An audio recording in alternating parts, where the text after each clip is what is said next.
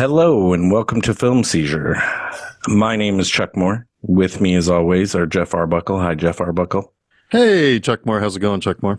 This is good. It's good. I'm just going to keep repeating names like Jason Oliver. That's Jason Oliver. You've Hi, got Jason. your seductive intro voice on. I don't know what happens. It's like very late night radio right now. Oh man, that's fine. No, it's cool. It's really cool for this movie. Yeah. It's really cool. smoky in here. I Very have cool. I have a glass of bourbon. That was Jason Oliver. That's right. This week we are covering the 1967 prison flick, I guess you would call it. Yeah. Cool Hand Luke, with Paul Newman, and a not in Naked Gun, George Kennedy. Yeah. And not in Delta Force, George Kennedy, and not in a terrible B-80s action movie, George Kennedy. Yeah, I mean, or a terrible '90s horror movie, George Kennedy. Yeah. Or George Kennedy from that Brian. What's that? Was that Delta Force? What is the movie we just covered at the end of? Oh yeah, that was the Hired to Kill. Yeah. Oh yeah, he's in the beginning and end of that. He bookends that. The Oscar winner to bookend. Yeah, Hired to Kill. Yeah. Oh yeah. And hey, we had him for a day. You know, so there you go. I'm telling you, George Kennedy. Whenever he's in a movie. This movie actually is littered with people like that. Whenever they're in a movie, it's going to be better. And this movie has it in spades. Lots of faces. Yep. Lots of faces that you're like, hey, wait. Like, even like just Dennis Hopper pops up on the screen and you're like, what the fuck? That's Dennis Hopper. Low-key. Now he's acting like a chicken. Low-key, one of the great Harry Dean Stanton performances. He's in this. Yep. Probably the don't- youngest I've ever seen him. He's looking like a spry 35-year-old in this. This is pre where he entered his 6 decades of looking the exact same. Right, yeah. Well, speaking of Dennis Hopper, you better believe I caught him doing the People in the Steeple thing that first night. He does lots of weird shit. Right immediately, he's like there. Yeah. But you also have Joe Don Baker. Joe Don Baker? Yeah. A non-GoldenEye Joe Don Baker. Which character was he in this? He's not. He just showed up every now and then kind of in the background. That's what I was going to say. He's not like a main. He's not a main. No. He's not even credited in this movie. He probably lost $3 in the egg eating contest. I mean, our favorite Bond character, Clifton James, is in this. Oh yes, J.W. Pepper. Yep. I'm glad that you brought that up because I definitely was going to. There it is. I mean, it's littered with faces. Yes, it is. And the main one being Paul Newman, which I kind of, when we picked our Robert Redford retrospect or remembrance, whatever you want to call it, and we landed on Butch Cassidy and the Sundance Kid. Butch. I immediately, for some reason, thought of Paul Newman and Cool Hand Luke, and I was like, we've never done that. Let me mention that, because that's a good movie to talk about. It's a good carryover. We've got Conrad Hall from as doing cinematography from Butch Cassidy, and man, he is again at the top of his game in this one. Yes, there's some very good cinematography in this one. Oh yeah. He's good at shooting eyeglasses. Oh, Sorry. Oh yeah. That just kind of honestly it knocked me over a little bit. Yeah. Sure. I'm gonna go ahead and say this. I loved this movie. This is the first time I watched it. I know of it. I know that that's what we have here is a failure to communicate. But this is an all-timer. This is an all-time great. I think it might have been the first time I've actually seen it too, Jeff. It feels like a movie I'd seen before, but it was all so unfamiliar to me that I don't think I'd ever really seen this movie. I think I've conflated it with a few different things. I think I conflated it with The Great Escape even. I think the way that you were asking me questions about the egg contest and something else, just the way you were posing them, I was like, I don't think Jason's seen this one. Which is fine. It's cool when we can discover new.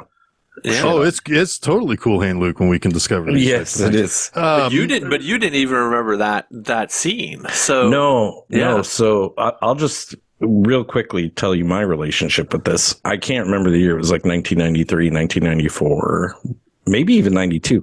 I bought my first 4 CDs ever. And Guns N' Roses Use Your Illusion 1 and Use Your Illusion 2. Did that count as 1 CD or 2?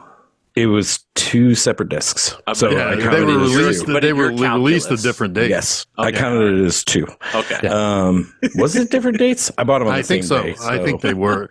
They eventually packaged them together, but yes. Yes, they did. But anyway, in the song Civil War, they had that famous line that Jeff was talking. What we have here is a failure to communicate. And I always was like, what the hell is that? And this is like pre-internet days. And somehow I caught like a Rolling Stone article or something. And they're like, it's from the movie Cool Hand Luke. And I was like, well, I need to watch Cool Hand Luke now because I love that song. And that line like really intrigues me where it comes from. I don't remember what I thought of the movie back then at all. And I've seen it maybe once since, and I liked it the once since like quite a bit. So that's really kind of how I came to this movie. It's interesting how music just brings you places like that. Well, it's funny to me, like that line, I was convinced when I heard it, even in this movie, I was convinced that I knew it from Full Metal Jacket. Interesting. But I was like, that doesn't feel right. But I was like, I thought that's where that line was, what movie that line was from was Full Metal Jacket. I was like, and I looked up, I was like, nope, definitely not Full Metal Jacket, and definitely originated in this. But I was like, man, that's so weird. So weird how I can conflate so many different movies into Cool Hand Luke, or out of Cool Hand Luke, I guess. Yeah, right. I wonder if there is like a speech that the sergeant makes or something that is similar. I can't remember exact speeches from that movie, but he has what we have here is a Full Metal Jacket line, but I don't know. Like it just, the cadence of it, maybe like the emphasis of it, the authority figure of it, right? It just always has registered to me as that's a line from Full Metal Jacket, even though I've never heard that line from Full Metal Jacket. Just weird. Interesting. It is weird. Like a personal Mandela effect. What we have here is a Film Seizure episode. Yes, we have here. Yes, we do. The line is uttered twice too, actually, that line itself. And I forgot about the second utterance. It's like, oh, this is going to be cool. Oh. Yeah. But we'll get to that. It's kind of the perfect. It's kind of the perfect moment, though. But yeah, it really is. But we'll have to talk about that later because that is truly the epic conclusion. Yes. Yeah. I see, and I was telling Jason this because we watched it before you did because I think you just watched it earlier today. Mm-hmm. I was just gobbling it up because it's One Flew Over the Cuckoo's Nest for me. So many ways. It is like that. It's also, you're a big fan of prison flicks too, right? Like 70s women eras. in prison flicks, yes. Still, hot boxes. Jeff loves him a good hot box movie, yeah. This feels like a women in prison movie with men. With men, yeah. It does. Sure. But I mean, like everything, everything top to without bottom, the like sexy times. Yeah, yes. I mean, there's a 1-to-1 relationship between this character made me think of this character in Cuckoo's Nest. And if I'm thinking of Cuckoo's Nest, you're doing a good job. Yeah. And comparing, not contrasting, in Cuckoo's Nest, they would have done this. So, Congo, you're a bad movie. Did this actually come out before Cuckoo's Nest? Oh, yeah. I know what you're saying. I was just, The Cuckoo's Nest book was in 1963, but that probably would have maybe been around the time that this book. They're both very counterculture. Very counterculture, very anti-establishment. Yeah. It's not surprising to me that this movie predated something like Easy Rider, that maybe even informed Easy Rider, right? What do these people do when they're on the road, when they actually get away, kind of? When they're free, right? Yes. It felt, some of this movie kind of frustrated me in that sense, where it was just like, some of it I just felt was reasonable. like in my own fucking maybe older Like in the execution or the story or the no, just like thematically, some of it felt reasonable. Like I think about it. It was interesting to me. I there was a blurb I read from Roger Ebert who said that never has there been a movie like of the prison time that was so like brutal and so like nihilistic, and I was like, I didn't really get that. And he wrote that even after I think Shawshank Redemption came out. I'm thinking about Shawshank Redemption. I'm thinking about, man, what Andy Dufresne went through in Shawshank Redemption was so much worse than what Cool Hand Luke went through in this. Well, I think if I may interject there, I think the cruelty, I see it in two ways. Yeah.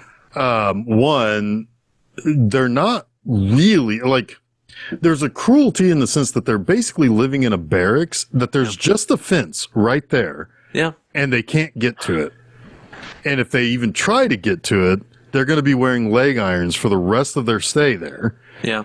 Never taken off again. That's kind of cruel. But don't you think it's also the fact that it's a sweat box too. I mean, this is Florida in the summer. I get it. And then of course the manual labor that they're put through is even worse. There is an aspect of that, but I honestly think like Hard Time Now is worse. I don't think that we've gotten any better. We've not evolved.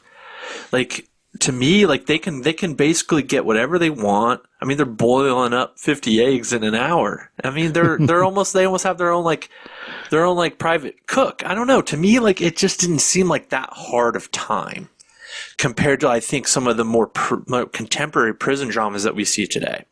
I'd like to see you dig and fill in a ditch for like 4 straight days. I'd like to see you do that. But we're also talking about a guy who's escaped twice and lives to tell the tale. I mean, it's a little bit different. But there's an escalation to things, sure. Well, I would say he's thrown into this hard labor for something that I would consider petty theft. There is that as well. He got 2 years for cutting off the tops of. For beheading parking meters. And there's an air of kind of thinking that this is the place the system would forget too. Yeah. And your 2 years would not be 2 years no matter what. Right. Like you kind of feel like nobody's paying attention to what these guys are doing. Nobody's going to pay attention. I had no belief that there was any light at the end of the tunnel for these people. Right. It's just going to be an eternal servitude. Yeah, it was going to be, I mean, you're practically in the box for the rest of your life. Yeah, maybe. Until they're done with you. They're kind of begging for you to try to escape so they can hang on to you longer and put chains on you. It's almost they're enticing you. But the problem is we don't ever get to see that play out. Well, no, but I mean, like, we don't really also know what everybody's in for. What's George Kennedy in for? I think he said... they all say what they were in for at the very beginning of the movie, and maybe he didn't. He was sleeping with his neighbor's wife, but I doubt he's in there for that because he said, "I love my neighbor and his wife." Yeah. But I think he said he told lies and did bad things. Is all he. They all say it like in the the lineup does for the newbies, and then I think But there's a lot of people here, like Dennis Hopper is a mentally challenged person. Sure. He's probably in the wrong place. Sure. Exactly. Sure. And he's being worked to death, basically. And I mean, it's the whole movie is like Cuckoo's Nest. It's the prison of the mind, right? Sure. It's what can we do as the system to break you down to the point where you just do what you're told. I just thought that the cruelty is more well defined and overt in Cuckoo's Nest, where you're actually dealing with mentally ill people.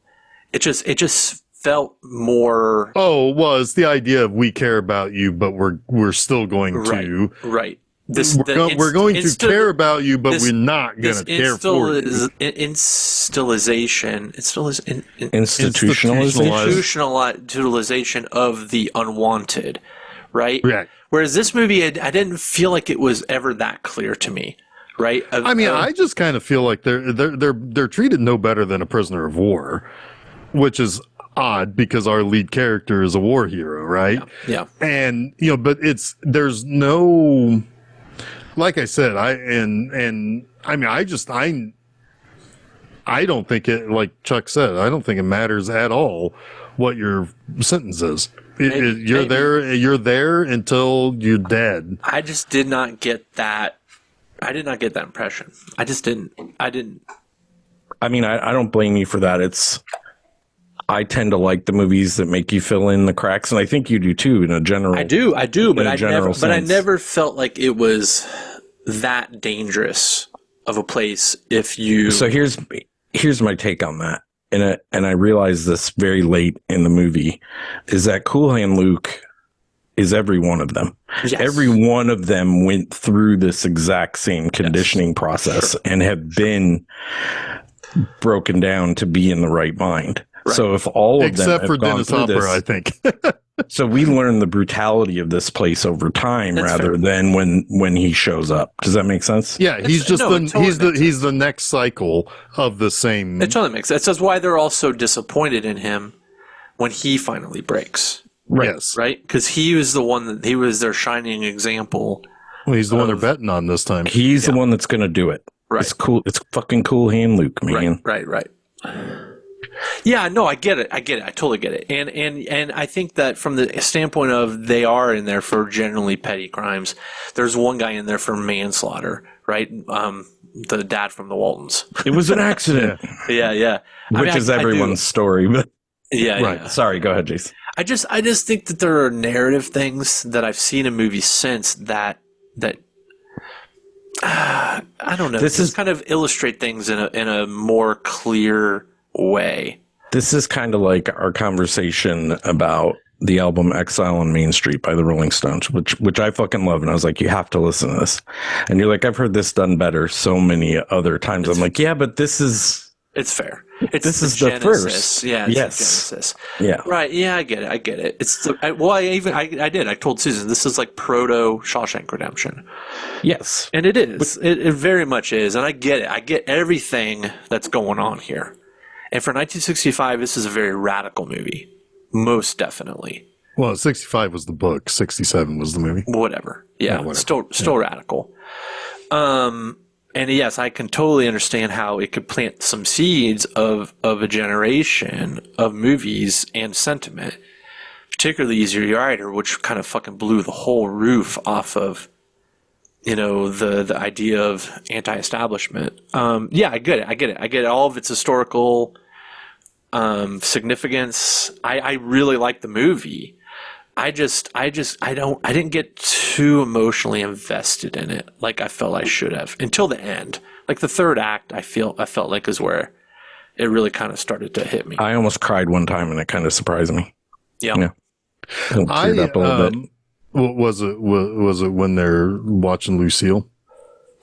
No, that's get a little misty-eyed. That's a different kind of thing that happened. Okay. It's not hard to figure out. You get a little leaky. Oh no.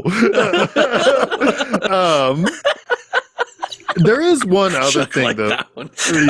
Yeah, he did.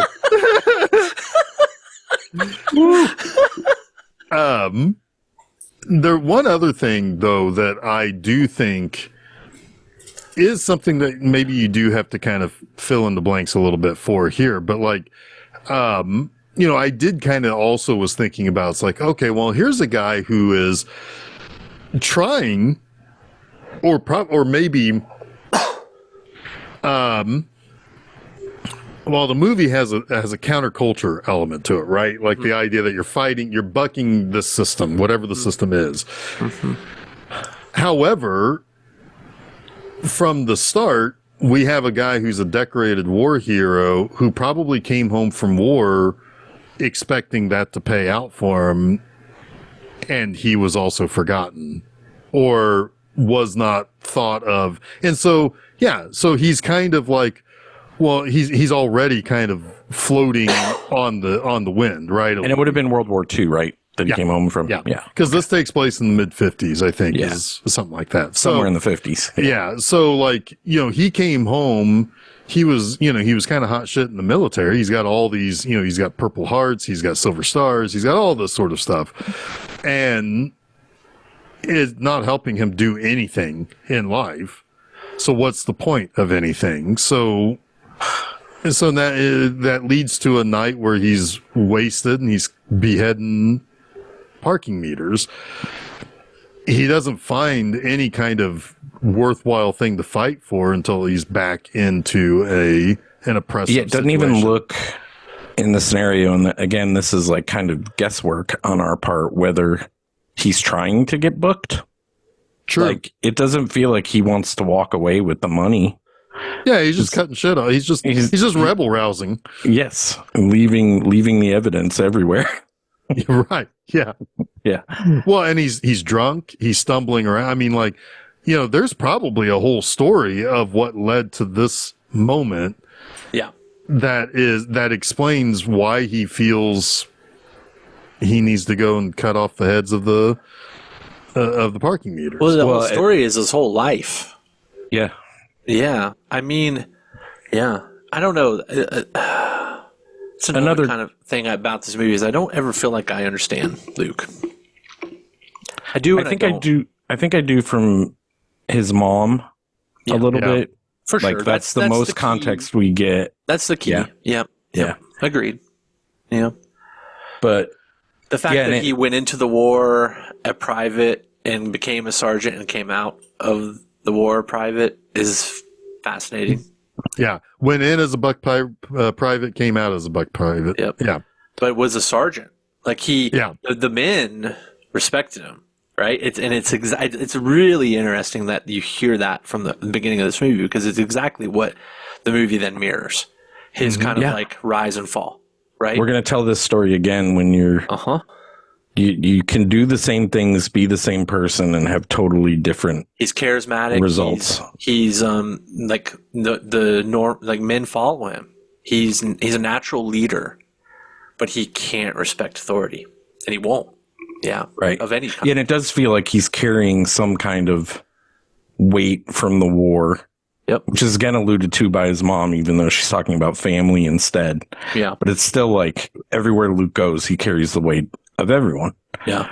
Yeah, because I mean, he even talks about how it's like, well, I wish I knew the daddy that you talk about. Right. Like, so it's like that's probably the origin point of his authority issues. It almost feels like there's a natural charisma, there's a natural likability, affability about him that becomes something he just can't wear. He just can't carry it. He's like, I'm not that person. You know, you may like literally me. Says that. Yeah. Oh, he does. You're right. Yeah.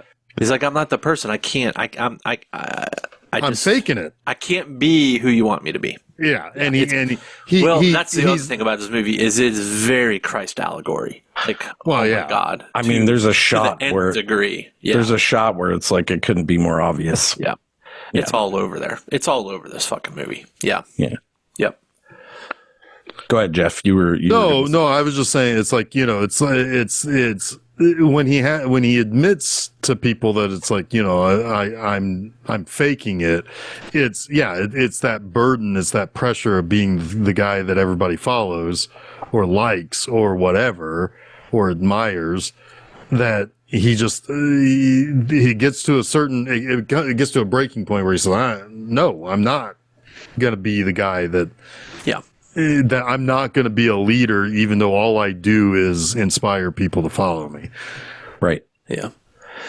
It's his talent and his curse, right? Yeah. Like he's a natural leader, probably. He's a natural motivator. He has a natural way of connecting with people. But he doesn't feel comfortable with that position. So when he gets to that point where he has that power, where he has the audience is captured, he's ready to close the show. Yeah. Right. I would think too, though, that there's at least 50% of this being he's selfish. Sure. Mm-hmm. And his actions are what make him a good leader, even though they're the actions that people could get behind. So leading through your actions, right? Even though he's making self-motivated decisions, people are latching onto them as decisions they feel like they should or could have made. Right. So he's not even really trying to lead. He is accidentally leading. That's what I mean by the natural aspect of it. But also it's leading in maybe not even the best ways, right? It's right. It's kind of just leading by influence. Yeah. And he's a big character, and he can't shut up. He just has to interject himself into things because he can't respect any sort of status quo, and that's not always a bad thing.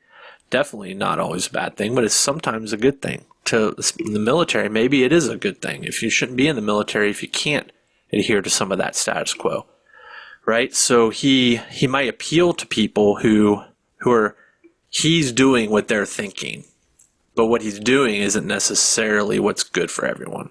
Right. He would have ended up on a motorcycle crossing the country and picking up new people in every town, a la Easy Rider. Right.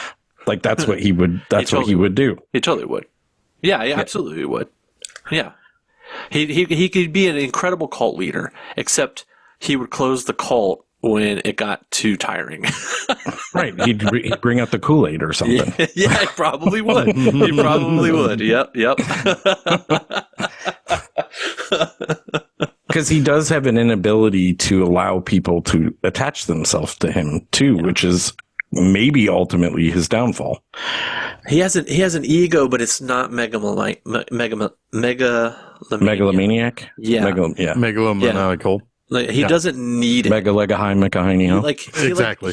He likes it to a certain degree, but at a certain point it makes him uncomfortable. He likes it for the attention, not for the long term. Right. He's very much he's very, very isolationist in that respect. And that's kind of what you see near the end of this movie too, when he and George Kennedy escape together. It's like, can't do this with you. Yeah. It's kind of like being the life of the party when you're like an introvert, extrovert, and having 6 new people want to be friends with you, and you're like, I don't want to be friends. I have enough friends. I'm not going to lie, I've been in that position. And it's 1 a.m. I'm only bringing it up. 1 a.m. and then you're like, I just want to go to bed now. Yeah. Yes. Yeah. It's like, it's like, let's be friends and let's go hang out next week. I'm like, no, this was great. Let's just keep this as our memory. Yeah. Yep. This is much more special. This we time. Done good this one time. Yeah. 100%. We never taught this. Yep.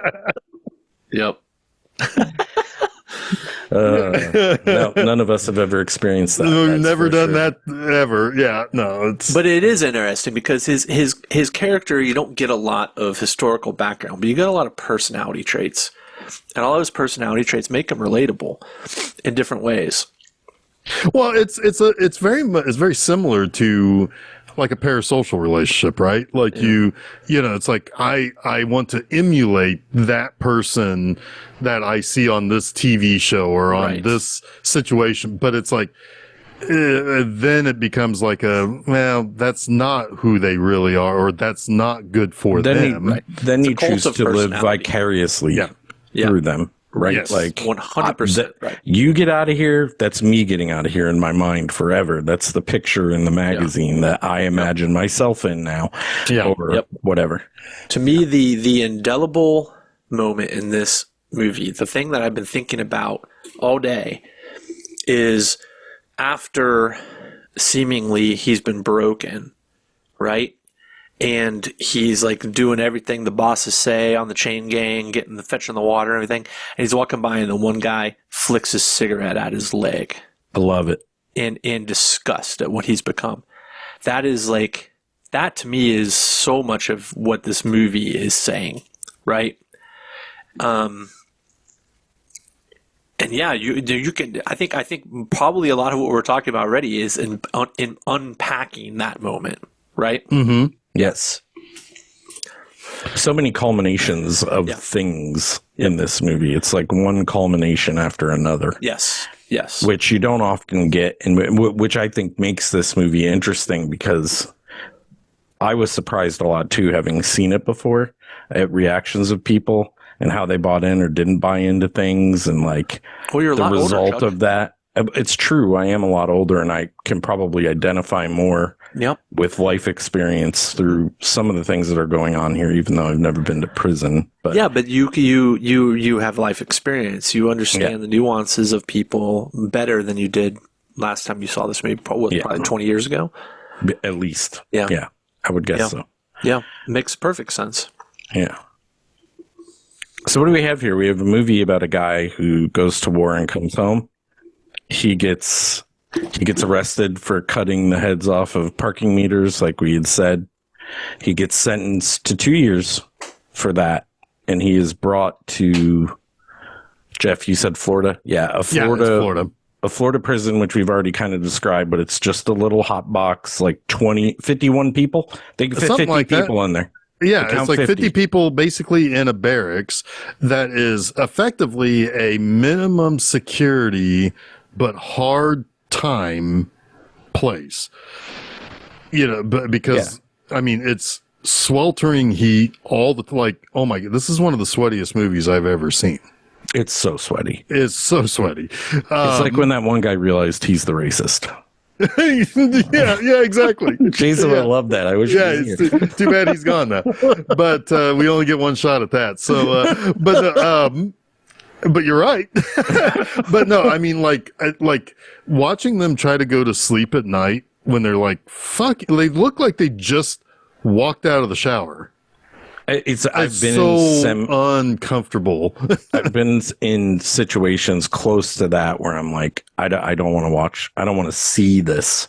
Yeah. Like I can feel. My back is sweating right now just talking about it. Yeah.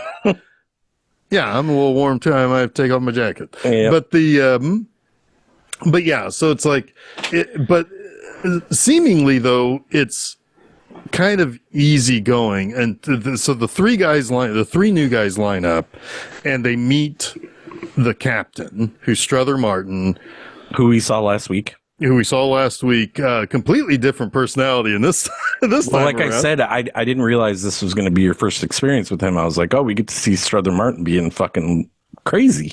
Because he's fucking crazy, even when he's just talking normally. It's like, whoa, I mean, like the affectation that his voice, the tone he uses, it's there is a. He's awesome. There's a part of it. He's really good. Yeah, he is. There's a part of it that you think, oh, the voice, the tone of his voice make him seem like he is a joke. Or jovial. Or right. I don't know what. I mean, maybe to use a term back then, lighten the loafers even. Unserious, too. Unserious, but there's also other things that he says or the other ways he carries himself is incredibly nefarious. And it's like, this guy, I don't like, he stares you down. He's like, he's checking, he's looking over the new meat that's coming in, and he's wanting to know, he's reading people as he's seeing to know which ones are going to be a problem.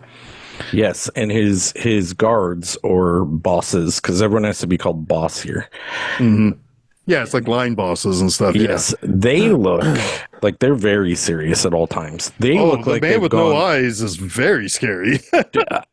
I bet you the captain knows why he has no eyes, because I feel like all of them have been conditioned as well. Like they're very possible similar situation. It's possible. They're all very stony, like stone faced. Not like the joy has been taken out of them. Yeah, like there's no joy in any of them. But there's also there's no joy in being a bad person. Well, I don't know. Some people like it. Well, some people do, but like the top dog, the captain, I think likes being a villain. I think his underlings just are villains to not be turned against. But they're not happy with it. I think it's a disassociation. I think it's a compartmentalized disassociation. You're having so many problems with words today. I am. Sorry. No, it's fine. But Strother Martin reminds me a lot of Bob Gutton's character in Shawshank Redemption. Yeah. And he's also very much Nurse Ratched. Very much. Yeah, this I'm just doing my job. This is for your own good. Very just almost monotoned I think he's more sociopathic than, because he's not driven to this. I guess in Shawshank, the dude's not driven to it, but Nurse Ratched is driven to her maniacal side. She doesn't start that way. She's driven to her belief of her medicine is the best medicine. Right. Which gets worse and worse the more she's confronted. So the more she has to double down. She's drunk by power, but she's also drunk by science, right? Right. And then she continues to double down. Yes. Yeah. But if Jack wasn't there, she has left the scientific method far behind. Yeah. Yeah. But if McMurtry wasn't there, none of that would have happened. Right. Feels like. I mean, he's the one who upsets the entire apple cart, power system. If you will. Yeah. But McMurphy's thing is that her system was not like sound to begin with. Like because she only had people that she could sell the solution to and beat them down. She was she was very much into, like, there was an institutionalization of this whole thing, which is what this movie is too. Like, there is an institutionalization. This is the method that works, but it only works to keep you calm. It only works to keep you in line. It doesn't work to rehabilitate you. It doesn't work to make you a better person. In fact, it works to make you lesser than you are. Well, it makes you more dependent on the system. Yeah. And not to, there it is. Not to keep bringing back Cuckoo's Nest, but there's the whole scene where it's like, where McMurphy figures out, wait, you're all voluntarily here? Yeah. What the hell? Yeah. And so it's again, they're beaten by the system. They believe that this is the thing they should be doing, not what's the right thing to be doing. Yes. Yeah. Yep. Couldn't say it better myself. Exactly. Me neither. But yeah, so they get processed in, and because the first sign that things aren't going to be as potentially easygoing is when the one guy steps up and it's like, well, it's just manslaughter, it was an accident, and they push him back into line. It's like, no, you don't step out of line, you don't get to speak, and call us boss. Yeah. And so once they get to the actual barracks, that's when we meet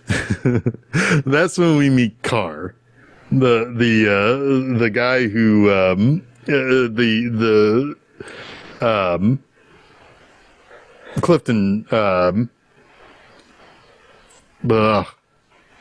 is it Clifton James? I almost said Clifton Webb. That's not right. Clifton James. And this is where he's like, basically, everything that steps out of line is a night in the box. Cause they walk past the box and it's just this tiny little coop that looks like an outhouse. Yeah. Yeah. It's an outhouse that has no air, no fan. The big barracks has a big fan. Yeah. And no toilet. And no toilet. Certainly not going to get any food out there. Right.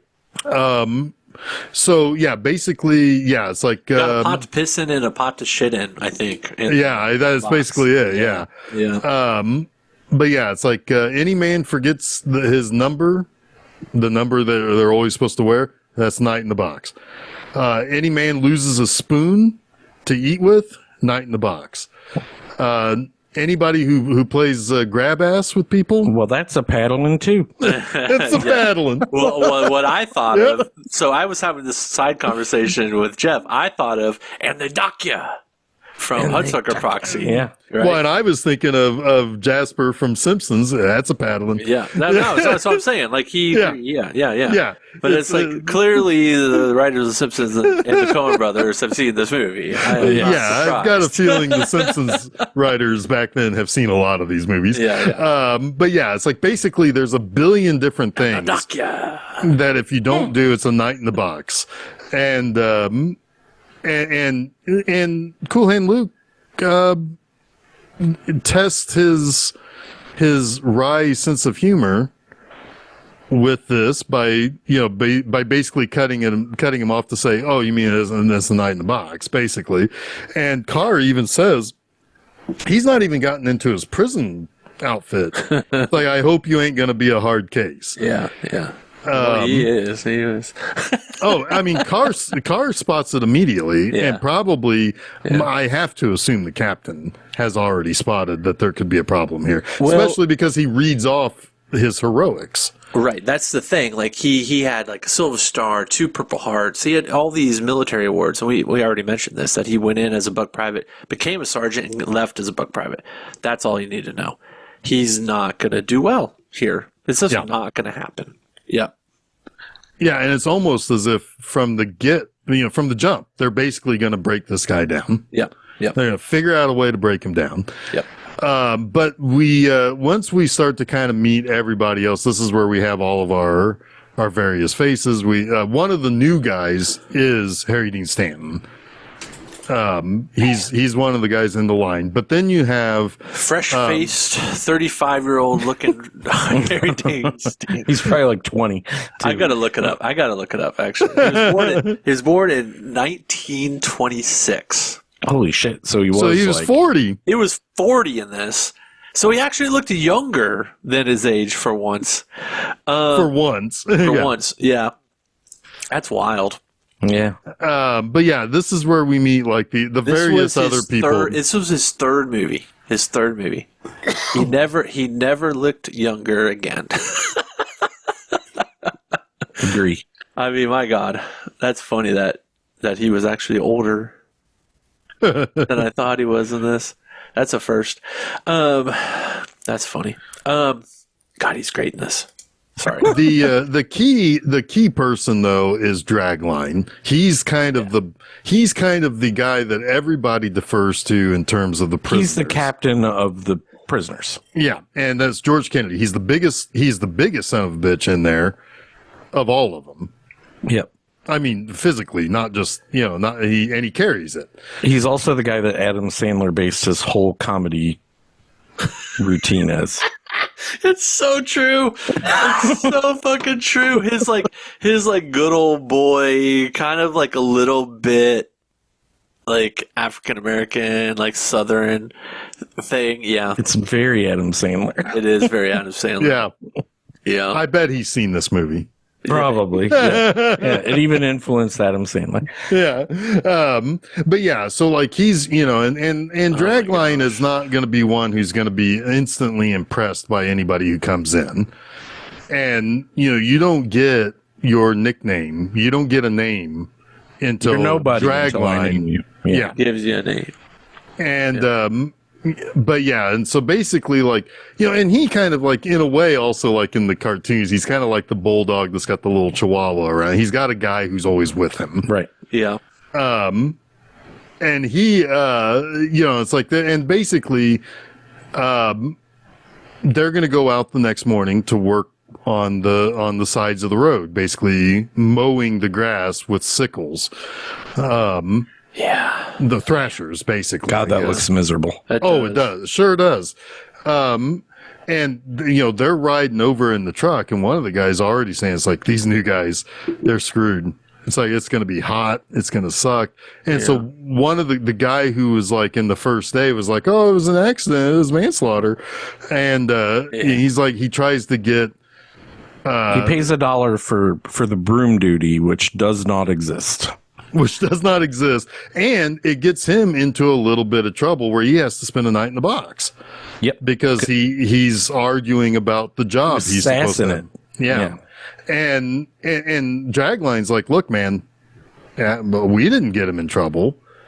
He was going to get himself in trouble, basically, he basically is one that's like, hey, he did it to himself. But Luke says, well, the bosses certainly need the help or something to that nature. Like, I don't care if you did it or not. You're helping the establishment with that bullshit. Yeah. Yes. Yep. Who? What's that guy's name? Because he was on the Waltons. He was the dad on the Waltons. What's his name in the movie? I don't see him in the cast list I have. I'll find out. It's very recognizable guy later. Wait, I had looked it up and go ahead, Chuck. While I'm it's fine. Whatever. I was actually looking, but go ahead. I'll go ahead, I guess. Yeah, so Luke does that whole thing like, yeah, go ahead and help the bosses. That's smart of you. I actually don't even remember chronologically. Alibi is the guy, Ralph Waite. Ralph Waite. Yep. Yeah. I just got it too. Yep. Thank you for figuring that out, because I'm. Oh, he's also in 5 Easy Pieces. Yeah. Yep. Another kind of, in some ways, thematically similar film. Oh yeah, none of Jack's early roles he would have done well as Luke in this. he would have been like, fuck all this, I'm out of here. Yeah. Yeah. So yeah, Luke basically keeps pressing. So they're doing their job out in the field, but he keeps pressing Dragline in the barracks, which eventually leads to Dragline being like, all right, because one of the rules is you can't fight in the barracks. You have to do that on Saturday. Yeah. And they hold special boxing matches to settle disputes. Yeah. Yes. Yeah, work out that shit. Yeah. Yes. And this is where Luke kind of impresses some people by getting his ass kicked. This is kind of like one of those iconic moments. Yeah. In this movie. Yeah. Yeah. It's like Rocky. He's Rocky. Yeah. He keeps getting up. Yeah. Like he's getting the shit kicked out of him.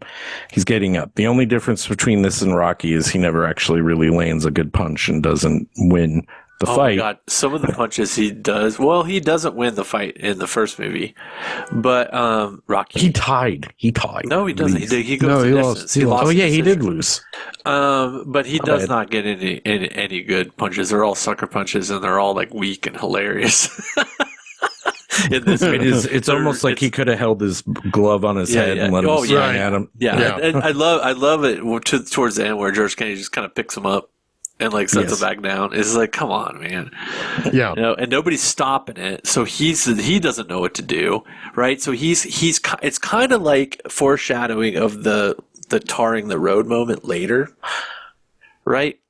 It's like the authority doesn't know what to do with me. So I confuse them. And that's what he's doing to George Kennedy right now. He's confusing him with his just inability to stop being annoying. But it also shows he has a little bit of a death wish. Most definitely.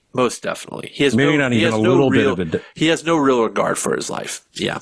Right. No, you're very, very right about that. Yeah.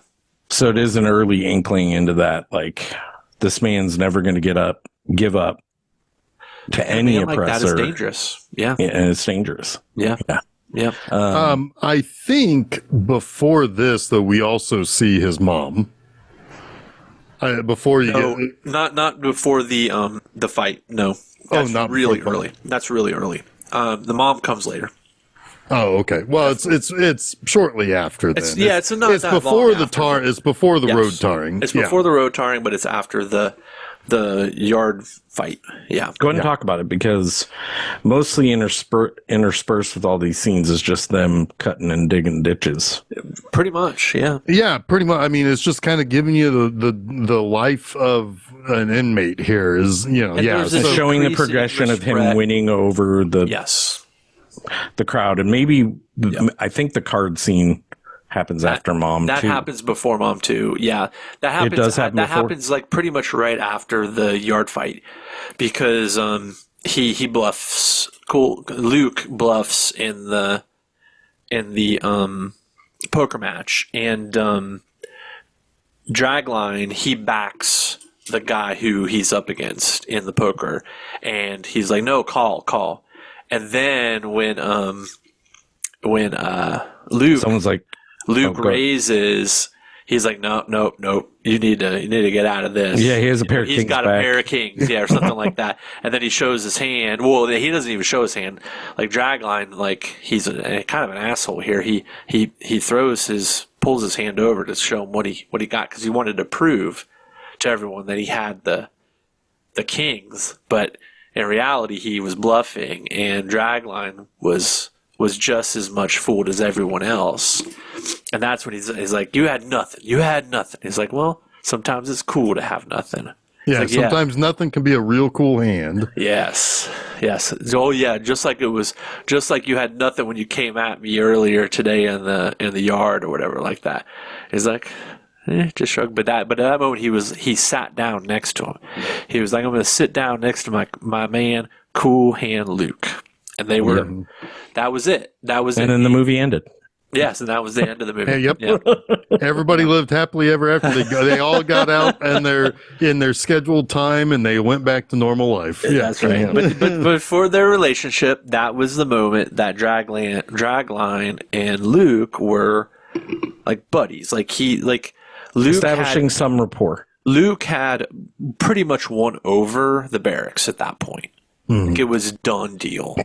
Dragline was there, and he still kind of enabled it because he could see Luke as an asset to his own power. But Luke was the man at that point. Yeah. Yep. And obviously, like that harkens back to like you're nobody in here until Dragline gives you a name. Yep. And they called him Cool Hand Luke. Right. Yep. So so somebody else will have to talk about the scene with the mom. But that comes pretty close on the heels of this.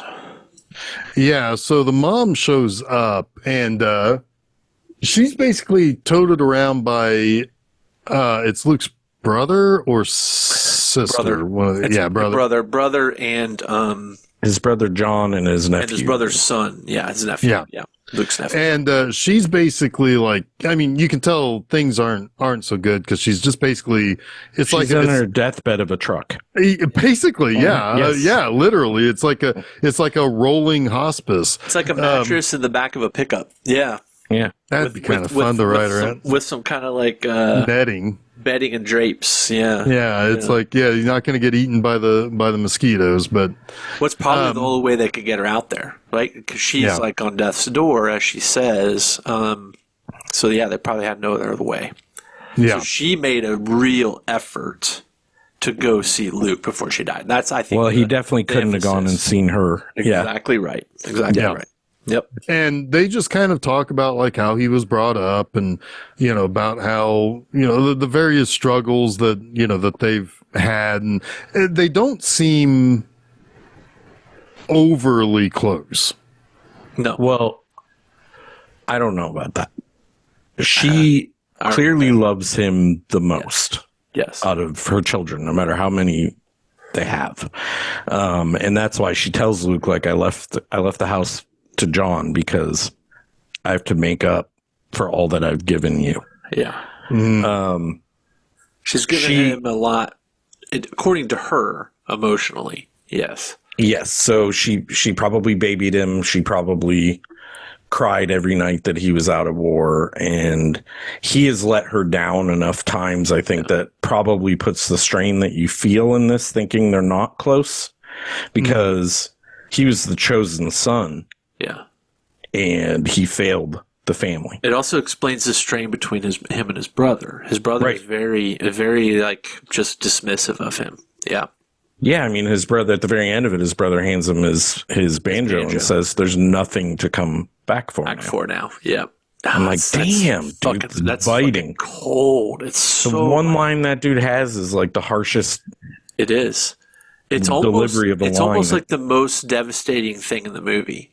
Yeah. It is, but I also feel like it is what liberates Luke in a lot of ways, because he's like, I have nothing to worry about now. Yeah. I have nothing myself. To lose. Yeah. Yes. I mean, I've got my banjo. No lose Luke. He can bluff his way through the rest. Cool Hand Luke could almost turn into like a Japanese Western samurai movie now because he's got his banjo. It totally would be. Yeah. He opens up the banjo and there's like a fucking samurai sword in it. It's like Luke roamed the plains of the... But Cub is George Kennedy.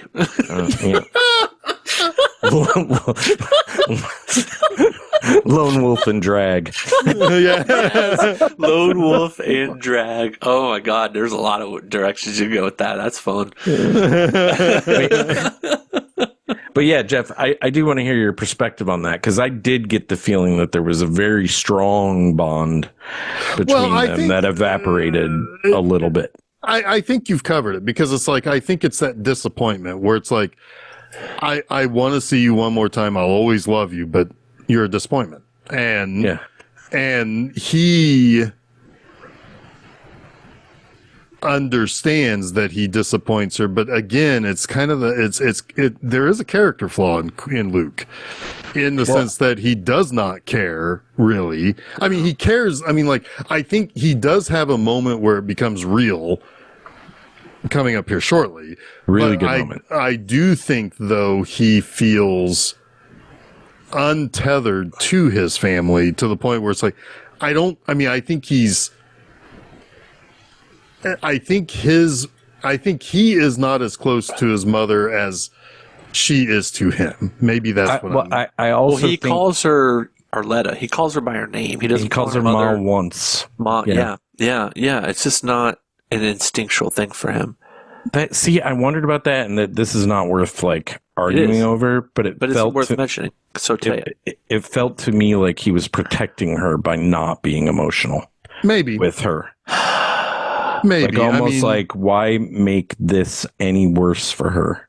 It's interesting, because if what we believe is true about her doting on him, about her crying over him in the war, it makes sense. It makes sense. He's trying to like make it as cold and clean as possible. He's making a clean break for her. Yeah. There's a lot of say goodbye, and she's the one who cries. Yeah. She's the one who cries. Like she breaks down a little bit after that interaction. Every time he's not looking at her, she's crying. She's crying. Basically. Yeah. So there's an element to her being like trying to sever it in a cleaner way. And maybe it's really kind of that off of her. Yes. It's really kind of an interesting scene. I think a lot of ways you can read it. What did you say, Jeff? That he's reading it off of her. Yeah. He's reciprocating what she's doing in a way. Yeah, most definitely. Yeah. Interesting though, but that's another one of those fill in the cracks however you want to kind of thing. Yeah, it is. And it's a complicated scene. I think you're right. You can read it a lot of different ways. It's one of those moments. I mean, in the moment watching it, I was like, man, this is kind of like one of those scenes that makes this movie special, right? Mm-hmm. Because it is complicated. It's not going to tell you what you need to know. It doesn't tell you what you need, but it tells you a lot. And it tells you a lot that can be, I think, digested in different ways according to your own relationships with your mother or with people, right? Yep. Sure. And how you continue to read what happens later, because everything that he does is totally relates back to this. Yep. Yes. Yeah. Absolutely. Absolutely. I think we have skipped over Lucille. Oh, yeah. I mean, we could talk about Lucille. We should probably talk about Lucille. It's a bit frivolous, but it's funny. Oh, it's very funny, because everything, it turns into a Tex Avery cartoon. Yeah, with the exception of the eyes popping out at 1,000%. Oh, I mean, George Kennedy is a wolf in the scene. I'm pretty sure that I have George Kennedy's eye in my hand still from watching this movie, because it popped out of my television screen. I still have not Arletta. I was going to say Arletta's boobs in my hand, but it's God, not it's Arletta. So funny. It is like honestly insane how funny this scene is. It's kind of iconic too. Yeah. I mean, and it's very much the idea of what people think prisoners do when they see a pretty woman after being caged, you know? I mean, it's no different than, in a lot of ways. But it's also like, I've seen what regular men do when they see a pretty woman and it's also aren't like, caged. It's like they are caged, and they're probably pent up, and then they see a display like this, and it's like, is it a little bit of like a unreliable narrator? Is she really like pressing herself up? Oh my God, when she's like wiping the glass with her boobs. Or is that just how they're telling the story later, right? Yeah, I mean, it's brilliant. It is a little bit fantastical. Yes. And I think that's a little bit of that prison mentality, right? Like, this is remember the one time that this happened? Yeah. It's the same stories they tell about Luke. Exactly right. Yes. Well, but it's also something that Luke would have seen and experienced in the Army. Yes. Yes. You're going through town, you're on, you free a town and the women come out. Yep. And everybody's getting laid. Yep. Yeah. Most definitely. So it's, but it's like the fucking high school like car wash from the 80s. It's like, oh my God. So fucking ridiculous. I mean, for 1967, I was like, I know. Damn. I know. This is PG. I know. I was shocked too. I was like, wow, this is something. Now, my experience with Mystery Science Theater 3000, I knew exactly who this actress was. She's in a movie around the same time called Village of the Giants with Beau Bridges and Little Ronnie Howard. Was Ronnie Howard. Yeah, it was a. I wonder if he went on to good things. Yeah, I wonder.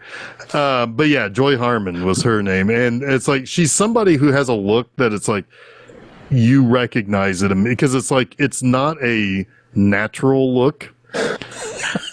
Like, and her face isn't like traditionally beautiful. No, it's very hard cut Californian, very tan, very tanned. Yeah, it's very tan with very bright blonde hair. It's not something that you like. Once you see it, you will see it forever. Yeah, I mean, like she was on some episodes of The Monkees the same year. She was. Yeah. She didn't do much after this. Hey, it's my titties. A few little things, but yeah. Rubbing this car down. Oh my God. I know. I honestly thought that this has to be somebody famous, right? And nope. Wasn't at all. It wasn't Cloris Leachman. I know that. That's true. It was not. I mean, I think what's kind of interesting about her, though, is that she probably if it were, though. It's still weird to me that she was the call. I don't know if she's a call girl, but felt like a call girl, and she was like kind of a hot thing for a minute, back then, and we don't think of her that contemporarily, but she was. Yeah. I'll let that go. I mean, we don't need to go back to last week again. I know. Sorry. Well, on Joy Harmon's Wikipedia page, she is known for car washing girl and cool hand lube. Yes, of course she is. But you can go to her website, Aunt Joy's Cakes, and buy like little pastries from her. Oh, they're actual awake. Pastries. She's still awake. Jason's gonna call her. Am I still awake? Where are we? But no, you can buy cake pops and you can buy cupcake cones. You can buy cookies from her. You're making cookies now. Well, that's great. That's great. Oh, yeah. My goodness. Yeah, she's still around. She's still around. She's still awake. She's still awake. She's all the sugar she eats from those cookies. From those cookies, yeah. Doing car washes. Oh my God. Well, anyway, yeah. Where are we in this movie? Because we had to jump back for Lucille, yeah. So booby car wash. Oh, sure. I mean, I think she might be the last remaining surviving person in this movie from this movie too. Yeah. Wow. So there's that. Yeah. Holy hell. You might be right about that. Damn. Hey, yeah, Heritage Stan, we lost him a couple years ago. Damn. That's sad. Damn. Anyway. Oh, no, wait. I'm sorry. Anthony Zerbe's still alive. We've talked about him before. He got his face blown up in License to Kill. He was Dog Boy. Man, we got 2 Bond people in this movie. 3? Oh, well, Joe Don Bacon. Yeah, no, Joe Don Bacon. Oh, I know I had him. Yeah, but George. No, right? no. He's on the poster. No, Clifton James. I know I had Clifton James. Anthony Zerbe, Joe Don Bacon. Joe Don Baker, yeah. There's 3. All right. I don't think Jason's still awake. I'm fine. I'm awake. All right. So yeah, I think we're at 3, but I'm awake. We're at the tarring scene. Yes.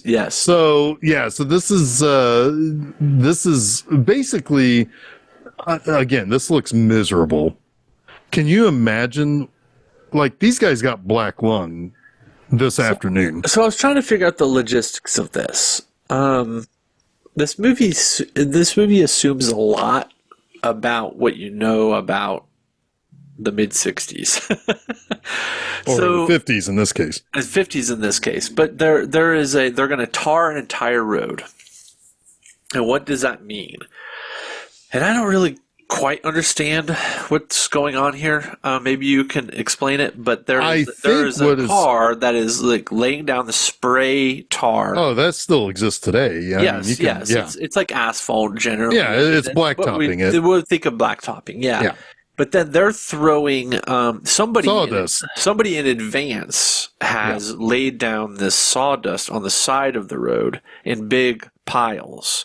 Mm-hmm. And enough to cover the road after it's been tarred. And I assume that's to...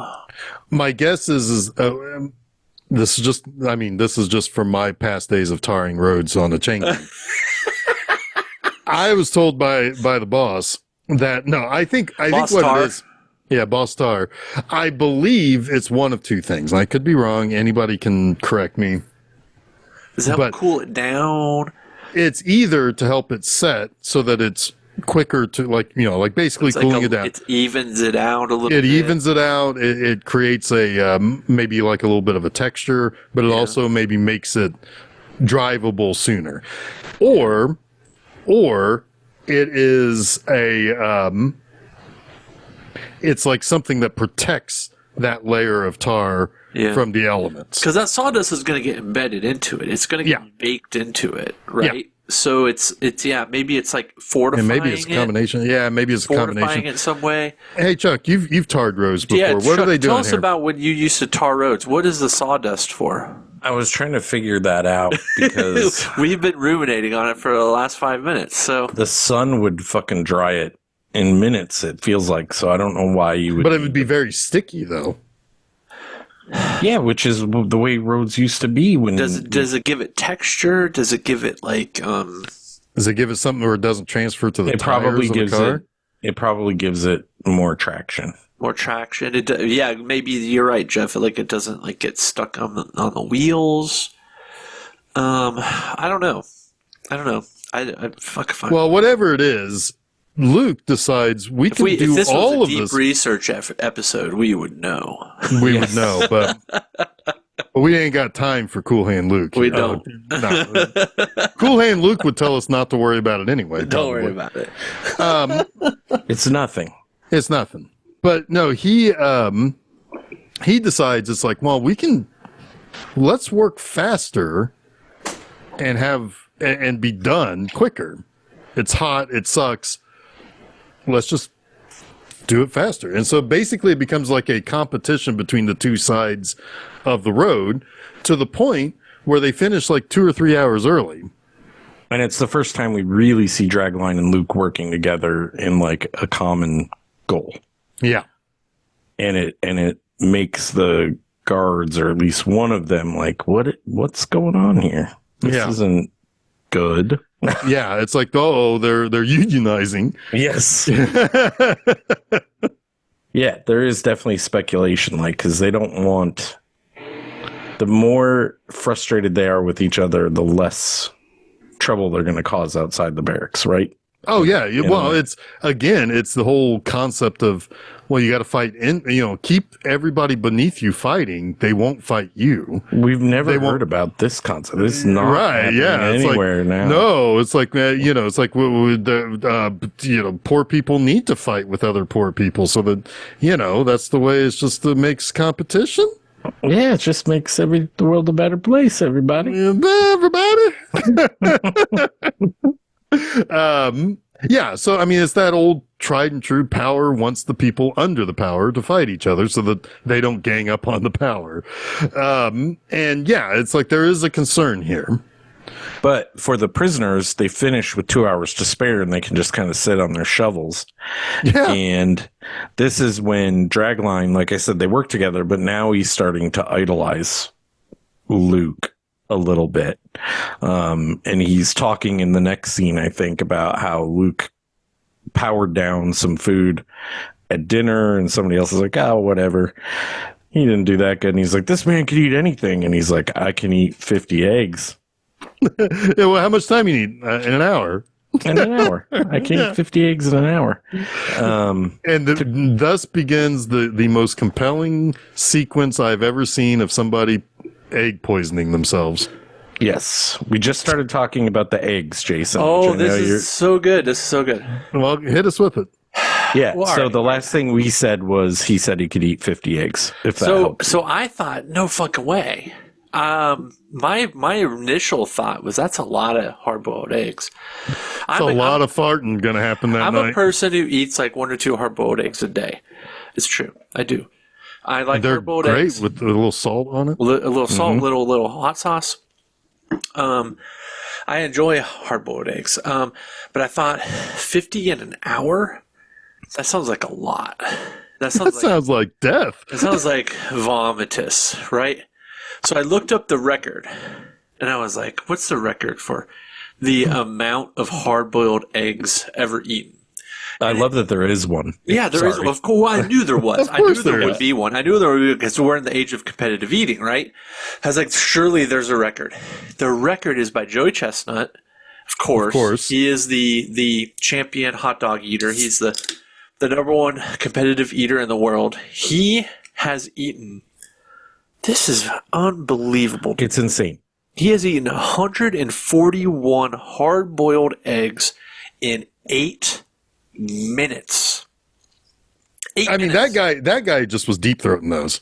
I don't even think I could eat 8 yolks, just the yolk part of 8 hard-boiled eggs in 8 minutes. Especially because those are so dry. Right. That's what I'm saying. Yeah. I don't know how this is possible, but I'm telling you, he just put it in and swallowed it.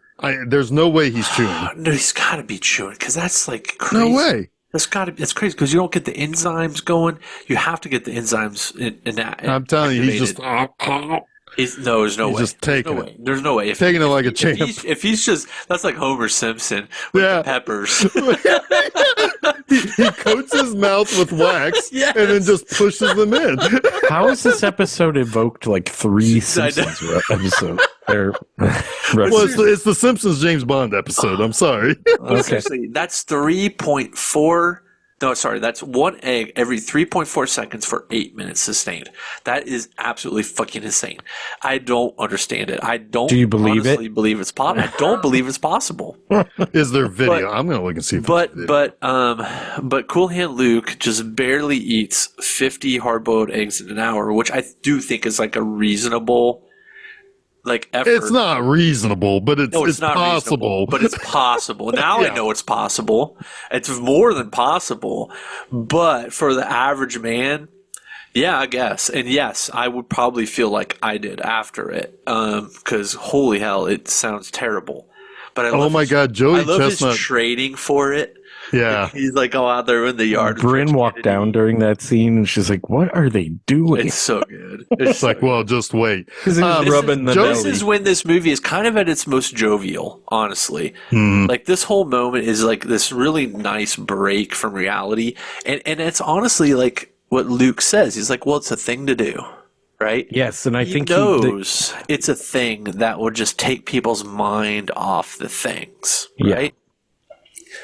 Of course, like Dragline is going to turn it into a money making opportunity, but that's not really what Luke's motivation is here. Money doesn't matter to any of these people in reality. Nope.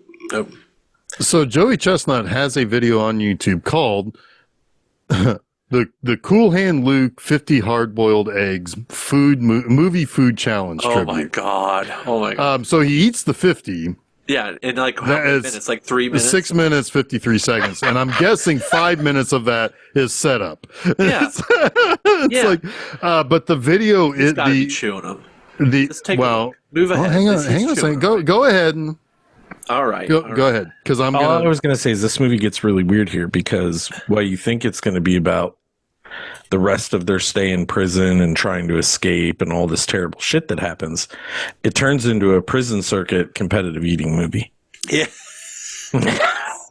Yes. Where Cool Hand Luke and Drag Yes. go to various prisons across the U.S. challenging other people to egg eating. Their best egg eaters. Yes, Yeah. Give me your best egg eaters. Instead of like the longest yard, or instead of it's the hardest eggs. boil. It's the hardest boil. Yeah. So yes, some possible, the hardest boil, the cool hand puke, cool hand reversal, which is if you needed to like something that wasn't as volatile as puke, a little cheeky.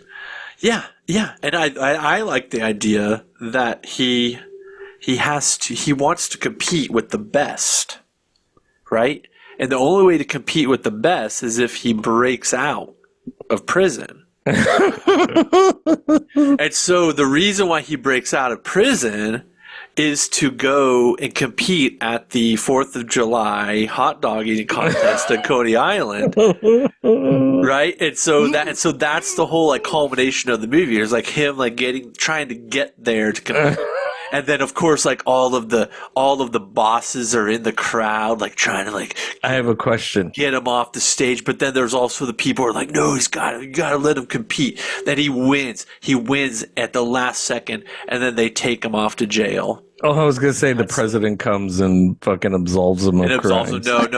The final shot would be him like dragging him off the stage with him like clutching the hot dog eating championship belt. Right? And freeze frame. I like it. It fades to black and white. Fucking A, man. They're like shot of an egg. They're shackling him on that like freeze frame. Just as a close up into his eye that turns into an egg. Yeah. It's like little pixelated, like little like pointillism. What if he's still got a little bit of egg in his mouth and it zooms into that, just like a little bit of that hard boiled egg. Oh no! Yeah. I was dreading that during the competition. I'm like, he's gonna open his mouth, and I don't want to see it. No, they open his mouth though. I know. I was dreading it. But dude, that movie has been told 1,000 times, but not as a. But have you seen it? Yeah. Sure, you've seen it a million times. But have you seen it with Paul Newman as an hard-boiled egg-eating champion that breaks out of a Florida chain gang prison? Joe Bob says 4 eggs. Check it out. Yeah. I have a question though. In your version, is it more Kingpin or more over the top? I think you can do a little bit of both there. I was thinking is Bill Kingpin Murray there with crazy hair as somebody he's is. No, George Kennedy. Because I think George Kennedy is the Bill Murray character. Yes. Right? Okay. Yeah. And he's going to be his trainer. They break out together. It also reminds me of this movie called Heavy Trip, which you guys have seen. Have you seen Heavy Trip? Yeah. Yes. It's kind of like that too, where like they're on the run from the law, right? But they're gonna perform at the heavy metal contest no matter what. Yes. Wasn't that also the plot of Fled? I don't remember with Lawrence Fishburne and no, I'm kidding. That movie, that movie is really bad. Well, we're also talking. If we're going to talk about chain gang movies, I could not get Sam Cooke's Chain Gang out of my head during this movie because I love the movie Cadence. I know it's awesome. Buck loves the movie Cadence with Lawrence Fishburne and Charlie Sheen. Yeah. I don't know if I vaguely remember that movie. I wonder if I watched it because that was like 1990 or so. Yeah.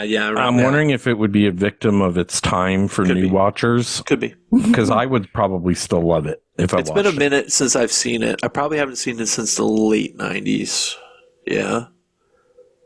But yeah, that movie, I think I said this in our chat, was like one that I happened to catch late at night and I didn't expect to like it. And I was like, holy fucking God. And I think I met you around that time and we bonded over that movie and, your brother, and Transformers. I hadn't seen it. No, I hadn't seen it. Your brother introduced that movie to me. Oh, okay. Yeah. Yeah. Fair enough. So it's because he watched it with you. Yeah. Yeah. Yep. All right, so back Luke's to the mom dies. Yeah, this is really sad. So yeah, now we gotta talk about the sad stuff. Yeah, a lot of sad stuff coming. So yeah, Luke receives word that his mother has died. He plays his little banjo. He does. Yeah, he plays the song fucking Plastic Jesus, which is there you go. Crazy to think that that's the song they chose here, because it's a song that was written like some years earlier, and it's a spoof or a satire of religion. But he plays it sad. Yes, he plays it as... There's a lot of ways this can be read, and I don't want to get into them necessarily. No, but it's there. It's absolutely why it's in the movie. So yes, you should talk about it. But is it talking about his emotional immaturity? Because he doesn't realize that the thing he is attaching to his mother is a song about religion, which is actually poking fun at it. I think is he... He's the Plastic Jesus. Okay, fair. He's the Plastic Jesus. I see that too. Yeah, 100%. I agree with Jason on that. Yeah, I agree with you on that. Yep. But because at this point, he also, like, this is he breaks down. His mom probably sang him this song when he was younger, even though it didn't exist in reality before it was played in this movie. Yeah, true. Alternate universe, obviously, because they had just shown him on the bench at the end of the egg eating contest in a Christ pose. In the Christ pose, yeah. Yeah. Oh, yeah. The Christ references come fast and furious at this point. Yep. Yep. And the Plastic Jesus references come fast and furious all of a sudden. Yes, they do. But no, he he cries, and he's alone, and the guys aren't huddled around him on this one. Yeah. No, they give him his space out of respect here. Yeah. And I think even Dragline imposes that idea, I think, doesn't it? Somebody says, "Get your asses over here." There's also this moment where... Oh, is that next? It might be next with the how they're going to handle him now that his mother has died. Oh yeah, because his mom dies, and so they think, well, he's probably going to try to escape to go to her funeral. So he's going to get rabbit feet or rabbit brain or whatever. Yeah, rabbit blood. Yep, rabbit blood. So let's put him in the box. Yeah. And so he's. I mean, it's no work for you today. Your mom died. Which is terrible. So maybe Luke would have ran here. It's a very real possibility. But I'm not sure. It's hard to say, right? It is hard to. It's a possibility. This to me is one of the truly cruel moments in this movie. It's very cruel, and it is what certainly leads to him definitely wanting to fucking escape. Yeah, exactly. What they try to prevent, they create. Yeah, it's almost like systems do that. Right? Yeah. They have their own self-fulfilling prophecies. Yeah. It's almost like they did it on purpose. Yeah. Yep. That's very fair. Yeah. But they keep him in the box basically over the weekend, I think. Yeah. So he's in there during the week. He's in there. He's definitely in there on Friday or on Monday. I think he's there for the whole week, and then when Friday comes, they're like the ditch digging thing happens. Right. So he's out. He comes out Friday night. Friday, after they get back from their day's work, and George Kennedy is like, "Oh, now you've got a day and a half to recuperate." Right? He's got all day. Well, I guess maybe it was Saturday, but anyway, it doesn't matter. He tells him he's got a day and a half to recuperate, and that's when they hit him with the. What's this dirt doing in this guy's lane or whatever? Was this I think we're skipping a few things because he escapes the first time. He has not escaped yet. Oh, no. No, he has for sure. He escapes the first time, and it's they catch him. I know what happens. He comes out. Yeah, they let him out. They let him out, and it's 4th of July. Yeah. And they're having a party, and they let him out of the box. The box, yeah. And it's 4th of July. I think he's only in there the one day when his mom died. Right. Yes. Yeah. And during that weekend, there's a party where everyone's partying, and they're kind of covering Luke up while Harry Dean Stanton's dancing around playing the guitar, singing. And there's the line is "I'm sorry, I'm just doing my job. You understand that, don't you, Luke?" And he's like, "Doing your job is no excuse." And it's man, that's a sentiment that we need more in this world. It's just I'm following orders. It's the same. I mean, that's the system. That's capitalism, right? Yep. If you want to have a life, you have to follow orders. It's but it is it's cruel. unavoidable. Cruel. The man lost his mom, and because it's just convenient for them, they're going to put him in the box. Yeah. Yes, and it does feel like part of the conditioning process. To me, you could argue it's not. Also, no, I think it is. I mean, I think it is, but it's also, I think it's just a mathematical choice. I think they want to put chains on him, though. They just don't have a reason to yet. That's fair. That's my thought. But again, that's just, That could be. But yeah, they're having their little party, and Harry Dean Stanton's running around, and he sings actually pretty good, and it sounds like it's his voice. It is his voice. He was Is he a classically trained musician? I don't know if he was classically trained, but he was a musician. Makes sense. If you remember the documentary Dig. Oh yeah, he's in there. He's like, yes, that is Harry Dean Stanton, playing guitar. Holy shit! I mean, you just unlocked a memory for me. He is a musician. Yes, before he was an actor, he was a musician. Yeah. Awesome. Yep. And now I'm thinking about Fearless Freaks and the White Castle or Burger King story. But anyway. Hey, yeah. Was it White Castle or Burger King? And then I'll move on. Wasn't one of those? No, it was a Taco Bell. It wasn't either one of them. All right, let's move on. It was Dairy Queen. Oh, shit. Wasn't it Dairy Queen? Pretty sure. Might have been. All right. Jeff That's a digression we don't need. Wait, is that you got any money? No. That story? Oh, no, that's a whole real other life. story. That's real life. Oh, okay. I wasn't there for that, but that's real life. Okay. This is a flaming a flaming licks. I mean, they play the guitar pretty good. Let's dial. Move us on. Yeah. Luke is digging the floor while the party's going on. Yeah. They're diverting Walls. Is that his name? Walls? No. Whoever the house guy is. The car. Thank you. I knew it was some inanimate. Well, that's not inanimate. Never mind. The floor walker. Yeah. He's digging in the floorboard so he and another guy can escape. Yeah. The other guy gets caught right on the fence line. Yeah. And Luke gets a little run in. Not like a huge run. Because do they even send the dogs on this one? No, they do. They send one of the dogs, and the dog runs itself to death. Oh, that is that. And Anthony Zerbe comes back, and that's all the excuse that the captain needs to be even more cruel. Yeah. But yeah, because he crisscrosses the dog. Yeah. The dog gets caught up in circles, he keeps jumping fences, so the dog, when it gets to a fence, there's an impediment. Yeah. To progress, and then he'll go a couple feet, then jump back, and blah blah blah. Yeah. Mm-hmm. Go ahead, Jeff. You take it from here. Yeah. So I mean, he's gone very briefly this first time, and so that's when they put him in that's when they bring him back, and he's in the box for a long time. Yes. At this point, and then this is when when he gets out, one of the bosses is like, "Hey, why is there dirt in this guy's plot?" Basically, the captain's plot or whatever, or whatever it is. And so it's just busy work. So dig this up, basically digging his own grave. Yes, because they also make him lay down in it. But if it wasn't obvious enough, right? Exactly. Yeah. But yeah, they whip him also. They're beating him up, and I mean, it's this is pretty bad news.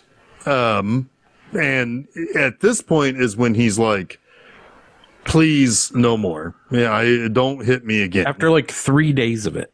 It's day and night. It's not 3 days of it, but it is, he digs the ditch, he fills the ditch. He digs the ditch again. Yeah, because they keep saying well, why is there dirt now on my side? He does each at least twice, and at the start of the third. And it's the third day. And maybe they don't really give a good sense of time here, but it's all after he's spent a week in the hole. He's exhausted. It's continuing torture. I don't know that I could even dig the ditch after I've been a week in a hole. Right? And important to know, I agree. This is Luke in the boxing match in the beginning of the movie. Exactly right. This is him. I refuse to be broken. And yes. And again, everyone is watching him. Yes. At night, they're all looking out the windows. In the day, they're outside. Stanton is playing them songs to motivate them. Right, exactly. Yep. Really which good is stuff. which is only also turning him into a legend that he's not ready to be. And it's in a way that's also breaking him down, right? Yeah, I mean, I think that the people who idolize him is putting just as much pressure. They're putting more pressure on him than he needs. Yeah. 100%. For sure. Sorry, Jeff, to jump in No, there. no. I'm You're just right. agreeing with you. But yeah, he eventually breaks, and this is when we get to him. You know, it's like, oh, I'm doing the little gopher work for the bosses. Yeah. Well, it's important to note here that because it comes back to play, so I just want to point it out real quick, that he starts praying to God almost.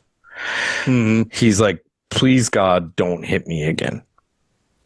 Please, God. And then he tells the guards, like, you know what? My mind is right. You'll never have another fucking outburst from me. Well, I think been conditioned, basically. I think they even say it's like, no, it's not God that you need to beg. Doesn't he have to change it to say boss? Well, there was some contention earlier in the movie where he didn't believe in God. He challenged God. Remember, it's almost like, again, it's just like proto Shawshank Redemption, where he like shakes his fist. Maybe this is the first shake your fist at the rain moment in movies. I don't even know, but he basically challenges God in that scene on the road. On the road, where he tells everyone, I don't believe in God, and God isn't going to do anything to me, right? There's nothing God can do to me that man. Love me, hate me, just show yourself, basically. Right. Yeah. It's like, nothing, right? So that's where the guards, the bosses, start to get a little bit pissy with him because they're all apparently like white Christian. They're Southern Baptists or something. Yeah. Right. Yeah. Right. And then they challenge him. It's like, who are you calling out to now? Like they want him to beg for God at that moment. Yeah, I don't think they correct him here on. Okay. No, they're reveling in his. Yes, they're recalling it back to be like, oh, you are broken now. Yeah, That's at least the way I saw it. You're Jeff. begging for God to help you. Yes, exactly right. Yes. So yeah, so basically, the next day on the chain gang, that he's yes, boss, yeah, I'll get that for you, boss, or whatever. But all the while he's unbeknownst to us, he is doing things that will help his escape. And unbeknownst, even more importantly, to the other prisoners. Yeah, Andy Dufresne is picking away at that wall. Yes. The poster. I don't know how he's getting in these trucks and taking keys and whatever he's doing. He's magic in this moment. I also think that there's a little bit of time has passed here. Possibly. Oh, sure. He's probably done it for 2 months. He's proven himself. And that's why that's why everyone is a little bit like, this is not just a fresh wound. This is like, oh God, it would be weird this is sufferable for months. Yeah. It would be weird as fuck if they sent him after the gun. Right. The day after all this happened. Right. So although the gun is always unloaded. Like the walking boss has the bullets, but yes. I love that he has the scope in his pocket too. Does the walking boss make you think of the Stand? He's a little bit Randall Flaggy. Totally makes me think of the walking dude. Yeah. Yeah. Anyway. But yeah, and then he get in the No Eyes man. I wish we got more story on him. He's I forget the movie now. He reminds me, Coen brothers have ever seen this movie. He reminds me of the bad guy from a fucking, man, we're in a tight spot. Oh, brother, where art thou? Oh, yeah. The dude with the glasses. Yeah, yeah. It's very, very similar kind of aura. And boy, do they shoot those glasses well. Yes. Yes. It's fucking astounding. Yeah, I mean, just the reflection of the road. Oh my God, it's gorgeous. I took a picture of it off of my television screen and just sent it to Jeff. And it still looked pretty good, even though you took a picture off your TV. Yeah, it is insane how good that looks. Were you guys protecting me? Yes, were you protecting? Because I knew you hadn't watched it yet because of the egg thing. That's fair.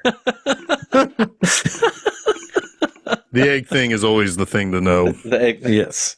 Yeah. You don't want to spoil the egg thing. Oh no! Yeah, stinky eggs. I'll send it to you now, though. I mean, that's the plot twist. Yeah, you're right. But no, it's I'm basically all the while he's basically working his way to basically take off in the bushes. Oh, we haven't moved on to the one where he takes the truck. No, not yet, because that's the third. We're right there. We're right there. Yeah, he's got to right. do the thing in the bush first. Yeah. I think he's already done that by the time. Oh, you're right. He has already done that. That's we the kind of second. skipped it. We did. That's the second escape. I'll do it real quick. I can do it real quick. The second escape is when this is before they put him in the week-long ordeal where he has to do the ditching and everything.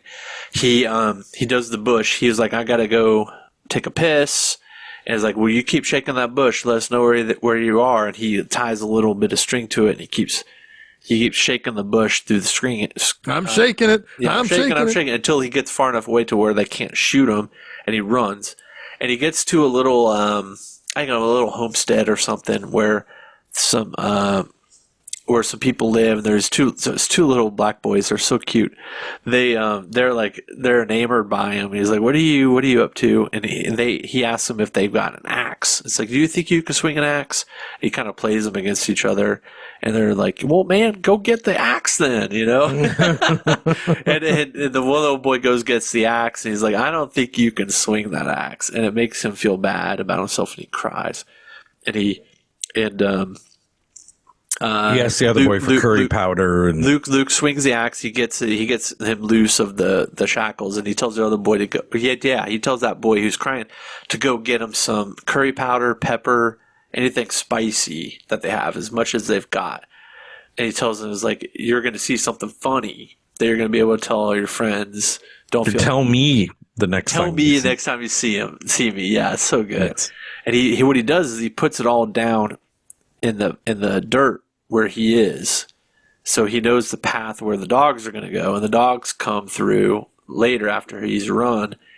And they all start sneezing, and they can't catch the scent anymore. So he beats the scent, and then that's also then when he's escaped, and he sends the magazine to the barracks. He sends it to Dragline, and the magazine has a photo of him with two beautiful women. And it's like in this magazine, and they're all thinking, "Oh man, he's hit it big. He's living the dream. He's living a life." And like an hour after they've gotten that delivery, he comes drug in and deposited right back into the barracks.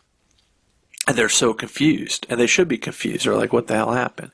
And he tries to tell them it was all fake. It wasn't real. I'm always trying to like give you guys what you want. Essentially, it's like, you're feeding off of me. Stop. I can't carry you anymore. I can't carry you anymore. Yeah. He's broken. Like he was broken, and now he's really broken. And he's just like, and now he's gonna go through all the ditching, right? And he's now like, he's become just their whole image of him has been shattered. His facade of him when he escaped was fake. He's going to now go through this, the incident with the ditching where he's going to relent. He's going to become their lackey. He becomes subservient. Subservient. There's a lot of things that lead up to the point where I think is so poignant of the one guy like flicking his cigarette at his pants as he walks by after he's been watering them, right? He's gone from the highest of highs to the lowest of lows. Yep. And it's not necessarily his fault, other than that he made himself out to be a thing that he could not become. And it's very much like that Christ-like arc, right? It's like Judas in a way. Like their disbelief in him is shit. And he was in the box for 3 days. Yeah, exactly. Exactly. I mean, there's so much of it. I mean, if you go into, I'm not even going to go through it all because it would just be parroting what's already out there. But the Wikipedia page actually does a good job of breaking all the symbolism down. It is essentially a Christ-like story, and it's wild. And it wasn't an accident. It was intentional. Yeah. Of course. Yeah. I don't know why I like these stories, but I often do, like movies that are based on that kind of, like even Superman. Yeah, absolutely. Absolutely. I mean, I think it's because it's the hero's journey, right? In a lot of ways, like Christ is the hero's journey. It's relatable. I think it's human, and we all think that we're probably a lot more important than we are, right? So we can even relate to that God complex. And there's some optimism in it. Yep. This movie kind of turns that on its head a little bit, but yes, the optimism part of it. Yep. Yeah. Well, yeah. I mean, I think this movie is a little bit more, a lot more nihilistic about that sentiment. Yeah. Well, it's easy. This is what really happened to Jesus. It's easy to be nihilistic when you're in prison too, right? Or when you're trapped somewhere. Right. But it's also like it is a fulfillment of the Christ prophecy in a lot of ways. That his legend lives on. We're getting a little bit ahead of ourselves, but maybe we should just talk about that when we get there, which is like really, really not that far away. The magazine will become a book. Is kind of his death becomes a legend. That's what I'm saying. The magazine will become a book, like much. Yep. Yes. Yep. Sorry. Go ahead then. We are him. Yeah, we're basically there. I mean, he's ready to take he takes the truck, and Dragline has jumped in to the back of it as well. Yes. And so they take off, and as Peter, maybe. Yeah, maybe. I mean, we certainly know what his Peter was doing when Lucille was around. Awooga. My eyes are bulging out. Yeah. But no, they're he's taken he's basically knocking the leg irons off. He's got 2 leg irons now because he escaped twice.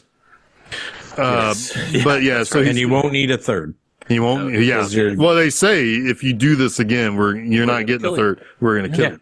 Yeah. We won't need a third. All for just cutting the heads off of parking meters. Let's not forget. Right.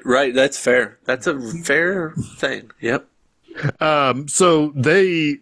So basically, it's like they're like getting ready for their next part of the escape plan, and this is when Luke is like basically telling Dragline, it's like, I'm not, no, you do whatever you want to do. I'm not going with you, and you're not coming with me, basically. Yeah. He also says, I've never planned anything. Yeah. And Dragline's like, oh man, you really had me going with you being broken. He's like, hell, I was broken. Yeah. And it's like, no, that wasn't a play. I was broken. Yeah. I used it to my advantage without saying it. And he saw a window, but he also saw a window. He wasn't. Yeah, he used that to his. Yeah, yep. Absolutely. Yep. He doesn't know what his next move is. Like, he's not thinking that far ahead. Yeah. Now, he basically wanders into an abandoned church. Or a pretty rundown. I mean, it's a fairly rundown church, but I don't know. It may have just been the South. It doesn't look like symbolism. Yeah. But yeah, he's like, all right, big guy, let's have a chat. Yeah. It's like, and basically like, it's like, man, it's like, he asks for a sign, basically. It's like, what do you want me to do? Send me a sign, basically. He's like, you haven't dealt me cards in forever. So going back to the beginning in a little bit of a mirror situation, he's like, you've never given me a cool hand, man. Right. Is basically his message to him. And he's like, what is next for me? And he looks up towards the rafters and there's no answer. Every hand he's given him, he's had to bluff. Yes. Yeah. Yes.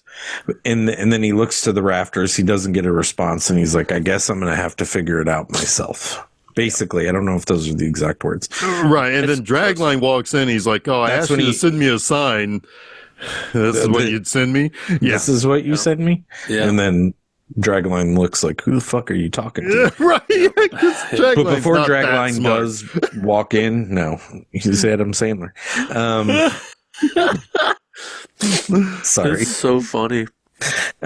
He sees all the cars pulling up prior to Dragline walking in, and he's like, "Okay, well, I'm basically surrounded." Dragline's like, "You can come out peacefully with me. I've already made a deal with them." Dragline, his innocence is so cute here, right? Yeah. Even though he's not an innocent person, his naivety innocent. Or whatever.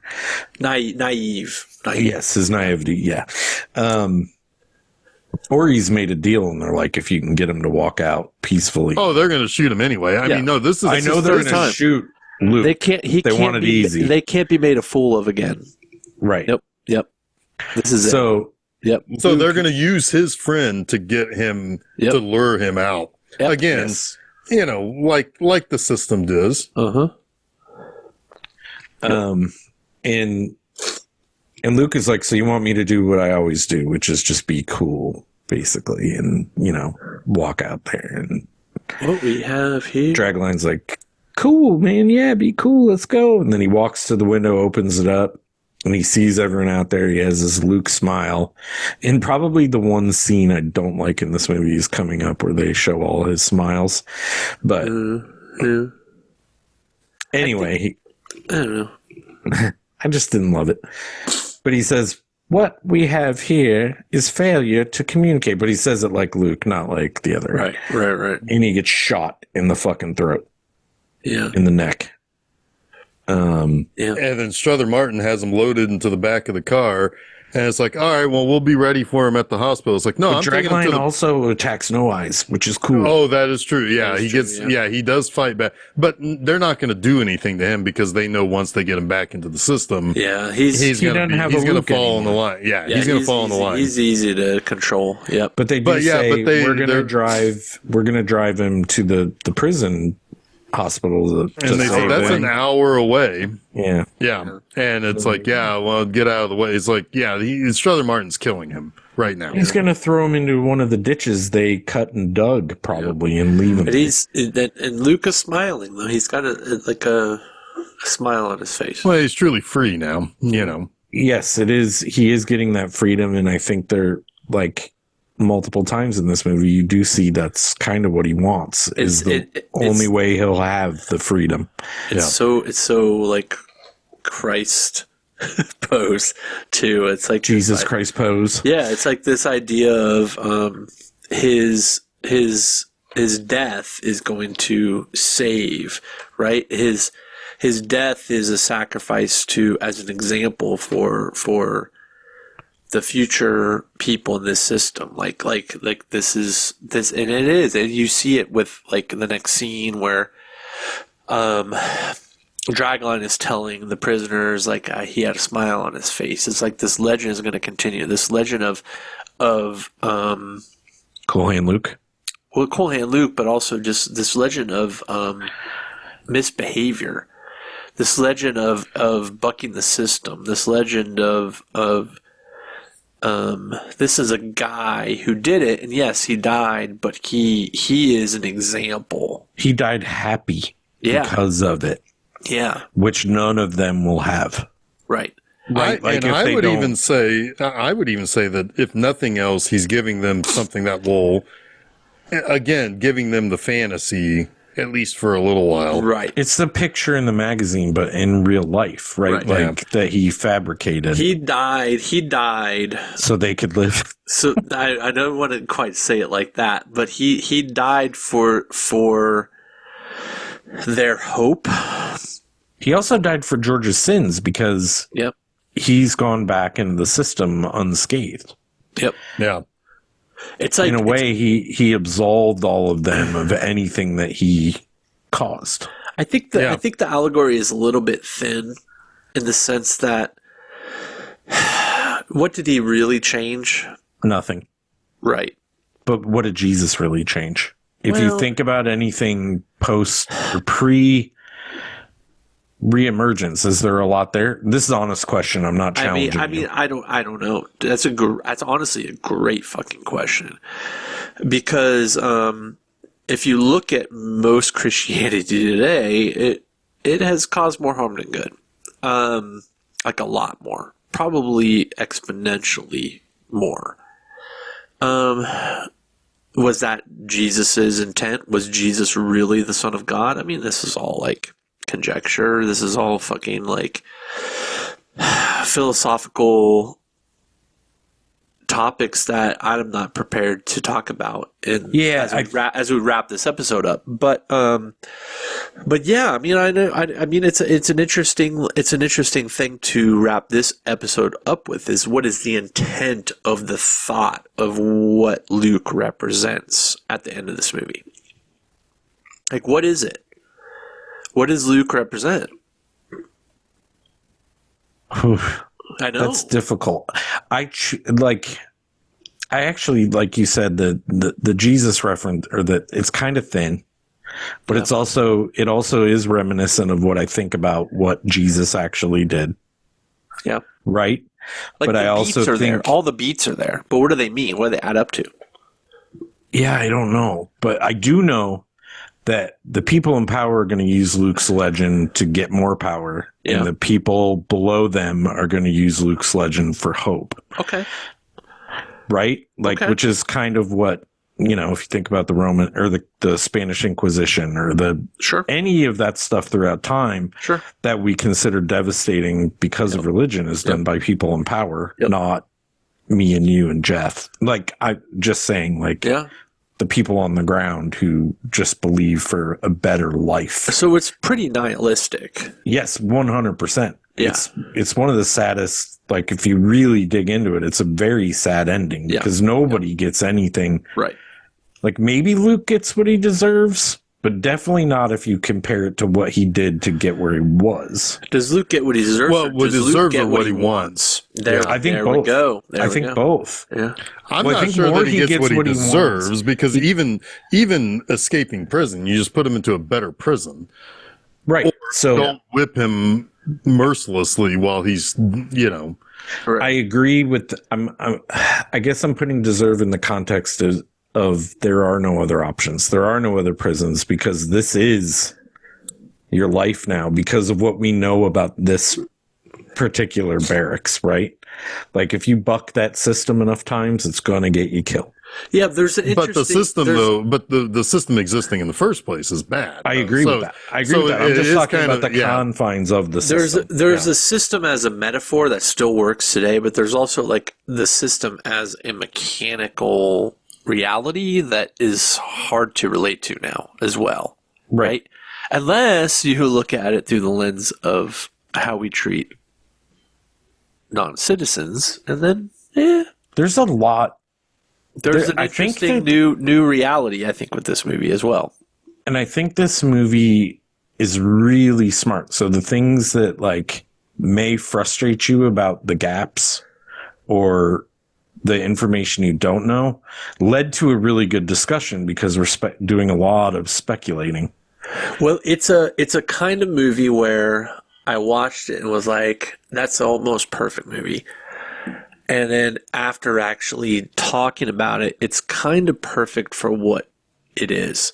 I agree with that. Because it is probably way more poignant for its time, but it's also just, like, very much always going to be relevant. Well, geez, it was ahead of all of the Vietnam War returnees by a couple of years. Can you imagine how...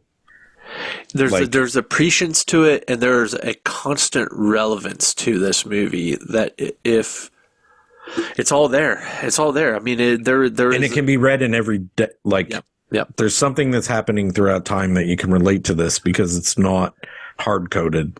And the answer is, and it's not, now that I think about some of its, like, allegorical aspects, it's kind of genius to do that, because it makes it even more approachable to, like, almost every cross section of life. Yeah. Good stuff. It's pretty impressive. Yeah. Jeff, I assume you would give it a 5 because you said it's an all-timer, which it is considered an all-timer, right? Is it on the AFI? Yeah. Oh, yeah. And it's a 100% Rotten Tomatoes movie. Is it really? I mean, I would give it 5. I would give it 5 stars. I was on a 4.5, like solid, but I'm up to a 5 now. Yeah. It's a 5 for me. I haven't rated it yet, but it's definitely a 5 for me. And even more like firm now that we've talked about it. I will also say that, like because the one thing that gets called out is the whole idea that what we've got here is a failure to communicate from Strother Martin's original speaking of the line.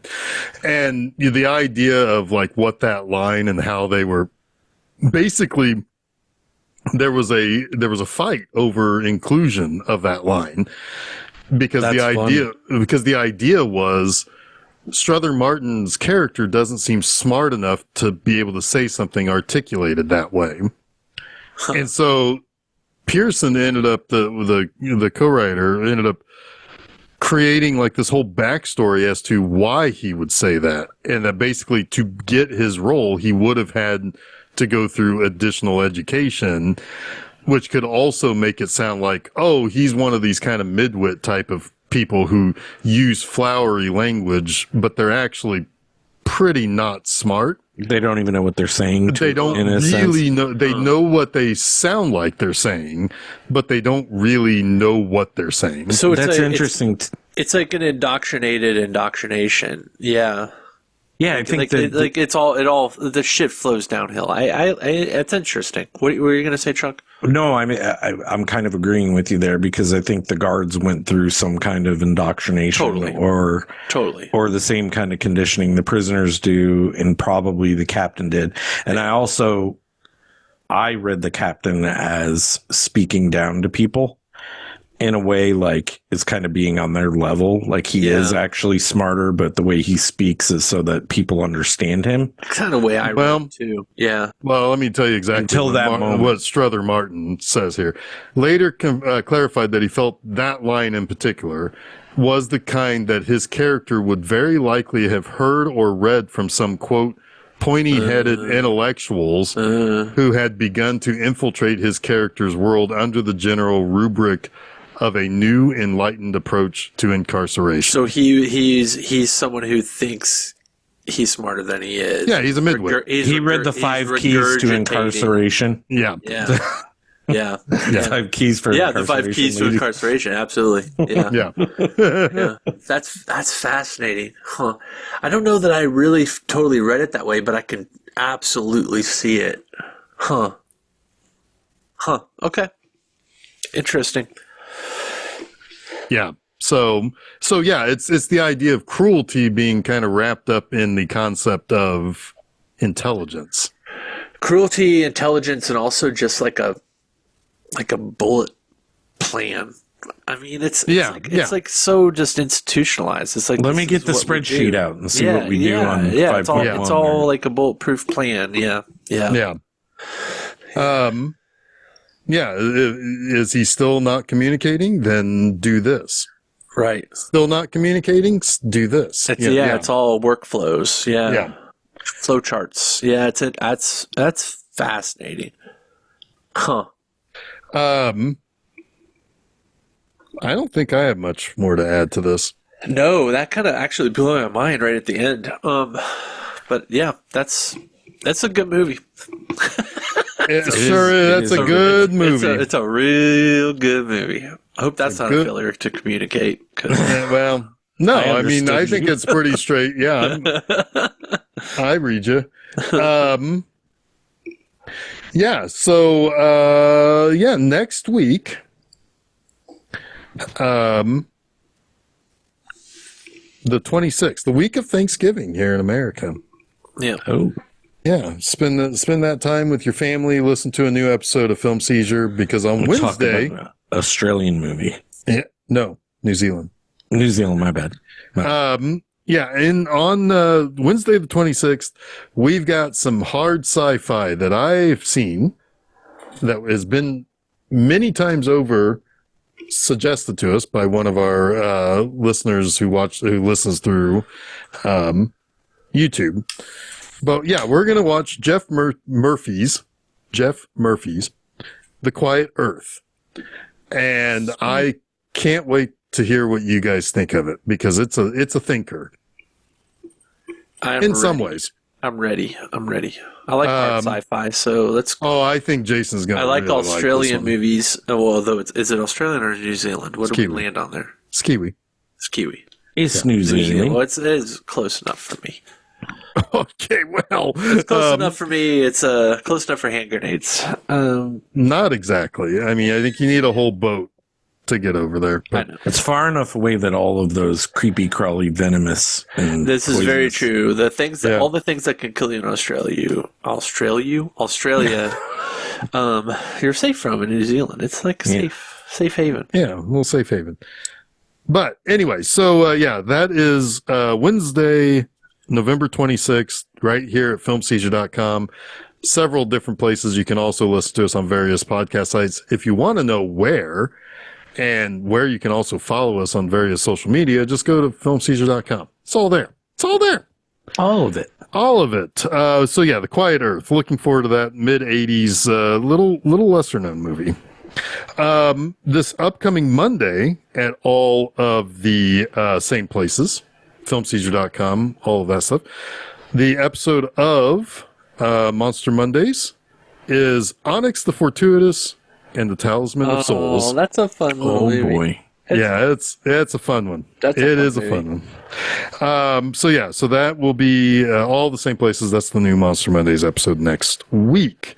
This upcoming Friday at my website, bmovieenema.com, you can read a review of 1987's The All-Nighter, starring Susanna Hoffs. Hell yeah. Not really.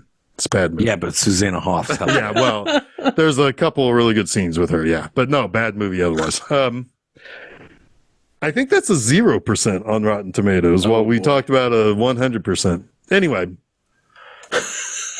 that's what you get. Oh, boy. Anyway, so until next week, when we quiet things down a little bit on this earth, I am Jeff Arbuckle. I'm the Chuckularity. I'm Boss Jason, and you have been listening to Film Seizure.